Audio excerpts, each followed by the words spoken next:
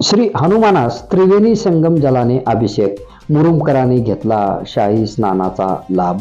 मुरुम तारीख 2 येथील श्री हनुमान चौकातील श्री हनुमान मंदिरातील पुजारी राम पुजारी, श्री विठ्ठल मंदिर पुजारी श्याम जोशी, आनंद जोशी, खसगी येथील राजेंद्र गुरव यांनी दिनांक 25 जानेवारी रोजी मुरुम ते प्रयागराज कुंभमेळा दर्शनासाठी उपस्थित राहून दिनांक 29 जानेवारी मौनी अमावस्या रोजी शाही स्नानाचा लाभ घेतला। दिनांक 2 रोजी प्रयागराज येथून परतल्यानंतर श्री हनुमान मंदिर श्री हनुमानास प्रयागराज त्रिवेणी संगम जलाने अभिषेक करून विधिवत पूजन करून प्रयागराज येथील त्रिवेणी संगम जल व प्रसादाचा वाटप करण्यात आला। प्रयागराज येथे 144 वर्षांनी भरलेल्या कुंभमेळा लाभ मुरुमकरांनी घेऊन मुरुम शहर हे कुंभमेळ्याचे साक्षीदार ठरले। मानवाच्या सुख समृद्धीसाठी देवाकडे प्रार्थना केली असल्याचे मत यावेळी राम पुजारी यांनी मांडले।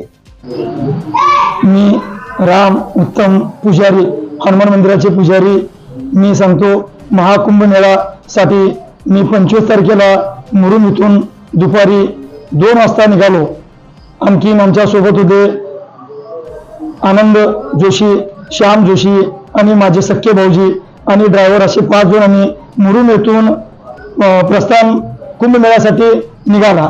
त्यावेळेस जाता जाता वाटामध्ये कुठले मार्गाने म्हणजे लातूर औंढा नागनाथ, परळी वैजनाथ, परत नागपूर मार्गे मोहूर या ठिकाणाहून डायरेक्ट प्रयागराज महाकुंभ 144 या ठिकाणी आम्ही जाऊन पोहोचलो। तेथे 29 तारखेला मौनी अमावस्या हा पर्व काळामध्ये आमचं पूर्ण स्नान शाही स्नान झालेलं आहे। तसेच त्यानंतर तिथून प्रयागराजहून स्नान झाल्यानंतर काशीकडे गेलो। काशीमध्ये दर्शन झाला। परत काशी झाल्यानंतर अयोध्येला गेलो। प्रभू रामचंद्रांचं आम्ही दर्शन घेतलो आणि सर्व व्यवस्थितपणे परत आम्ही मुरुमला पोहोचलो। नंतर गंगाजल, प्रयागराजचा गंगाजल, काशीचा गंगाजल सर्व घेऊन आम्ही परत मुरुमला आलो। नंतर हनुमान मंदिरामध्ये त्या गंगाजलाचे देवावरती टाकून अभिषेक वगैरे झाला। गंगा स्नान मारुतीरायांचं गंगा स्नान केलो, अभिषेक केलो। परत त्यांचं पूजा करून आज आम्ही इथं शांतपणे व्यवस्थित पोहोचलेले आहे। महाकुंभ मेळ्यात जाऊन आल्यानंतर कसं वाटतंय आपल्याला? महाकुंभमध्ये एकदम असं एक काय भूतो ना भविष्य असं एका चांगल्या ठिकाणी आम्हाला असं म्हणजे एक नंबर आल्याने वाटला। शाही स्नान केलं का? हो, शाही स्नान झालं आमचा। त्रिवेणी संगमामध्ये आम्ही स्वतः जाऊन नावामध्ये बसून पूर्ण आमचा शाही स्नान झालेलं आहे। ईश्वराकडे काय मागणी केली? ईश्वराला मागणी केली असे सर्व सुख संपदा धनसंपदा सर्व आम्हाला ठीक व्यवस्थितपणे जोगू द्या देवा असं म्हणून आम्ही गंगेला विनंती केलो।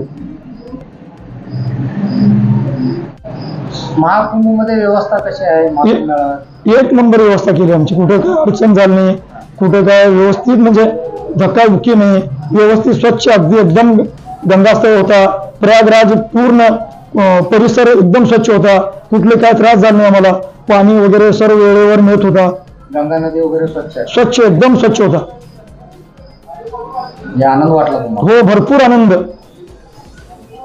एक स्वर्गामध्ये जाऊन आल्याने असं वाटलं आम्हाला।